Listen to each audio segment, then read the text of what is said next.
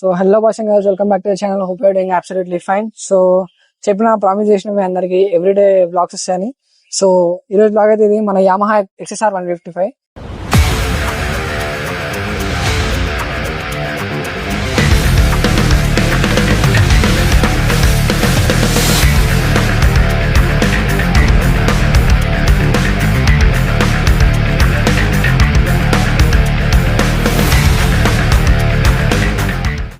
మనం ఇప్పుడు మీరు కనుక యామహా షోరూమ్ 2026 లో వెళ్తే మనకైతే ఈ రెండు బండ్లు ఉంటాయి. సో మీరు కన్ఫ్యూజ్ అవుతారు ఏ బండి తీసుకోవాలి. కాకపోతే ఈ రెండిట్లలో same engine, same chassis, same brakes, ఇంకా ఆల్మోస్ట్ సేమ్ ఎకనామీ కూడా ఉంటాయి. సో దీని ఫస్ట్ మేజర్ ప్రో వచ్చేసి దీని ఇంజనే. So 155cc liquid cooled engine which produces around 18 bhp, ఇంకొక 15 Nm టార్క్ వరకు జనరేట్ చేస్తాయి. అండ్ ఇందులో అయితే వివి టెక్నాలజీ యూస్ అయితే సో పవర్ అయితే క్రేజీ ఉంటాయి. మీకు 6000 7000 RPM కింద బండి నడిపితే మీకు బెటర్ మైలేజ్ వస్తాయి. ఒక్కసారి 7000 దాటిందంటే ఇట్స్ బీస్ట్.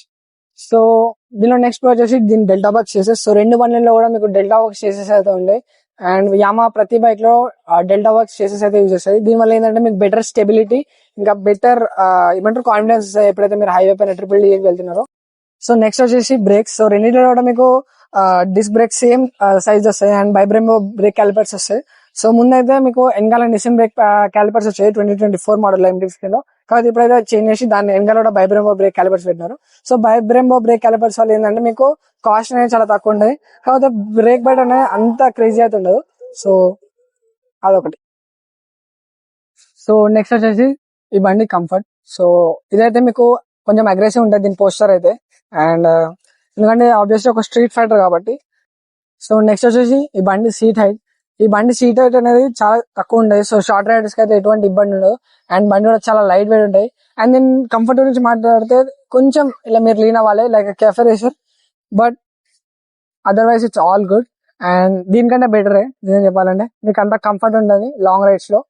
అండ్ అంతే. సో నెక్స్ట్ వచ్చేసి సీట్ కంఫర్ట్. సో దీని సీట్ కంఫర్ట్ అయితే దానికంటే బెటరే. సో చాలా స్మూత్ ఉంటుంది దీని సీట్ కంఫర్ట్.